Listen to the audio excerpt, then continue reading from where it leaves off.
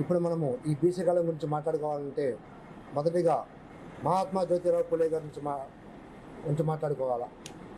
ఆయన సామాజిక దృక్పథం కోసం, మహిళల విద్య కోసం ఎంతో పాటుపడినటువంటి మహానుభావుడు.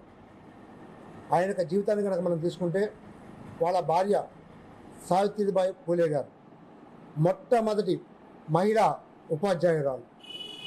అదేవిధంగా ఈయన మొట్టమొదటి మహిళా పాఠశాలను ప్రారంభించి ఆ మహిళా పాఠశాలలో తన భార్యనే సావిత్రిబాయి పూలే గారిని ఉపాధ్యాయులు చేసి మహిళలకు విద్యని కల్పించినటువంటి మహా ఉత్తముడు, పితామహుడు.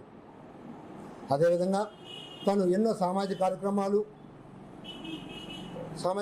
పాల్గొంటూ ఎన్నో అందరూ సమానులే అన్నటువంటి దృక్పథంతో ముందుకెళ్ళి ప్రజాసేవ చేసినటువంటి మహానుభావుడు. థామస్ పైన్ రాసినటువంటి రైట్స్ ఆఫ్ మ్యాన్ బుక్ చదివి దానికి ఇన్స్పైర్ అయ్యి ఆ దృక్పథంతో దానిలో ఉన్న మంచి గుణాలను వెనుకపుచ్చుకొని ఆయన యొక్క జీవితాన్ని అందరికి కూడా ఉపయోగపడే విధంగా ముందుకు తీసుకెళ్ళడం జరిగింది.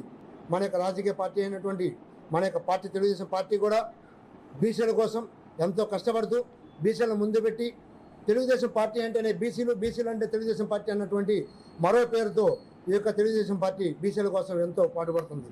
వాటికి ఎన్నో కార్యక్రమాలు చేస్తుంది. బీసీల కోసం ఎంతో కష్టపడి ఎన్నో ఇక కార్యక్రమాలు కూడా పాల్పంచుకోవడం జరుగుతుంది. అదేవిధంగా పార్టీలో ఉన్నటువంటి చంద్రబాబు నాయుడు గారు కానివ్వండి, డిప్యూటీ సీఎం పవన్ కళ్యాణ్ గారు కానివ్వండి, మన నారా లోకేష్ గారు కానివ్వండి, బీసీల కోసం ఎంతో కష్టపడుతూ బీసీలకి మంచి చేసి వాళ్ళ ముందుకు తీసుకెళ్లాలన్నటువంటి దృక్పథంతో బీసీల కోసం పాటుపడడం జరుగుతుంది. ఈ యొక్క బీసీల అభివృద్ధికి పాటుపడుతున్నందుకు మరొక్కసారి వాళ్ళందరూ కూడా ధన్యవాదాలు తెలియజేసుకుంటున్నాం. అప్పుడప్పుడు కాదు, ఎల్లప్పుడూ బీసీల కోసం మీ వైకే టీవీ.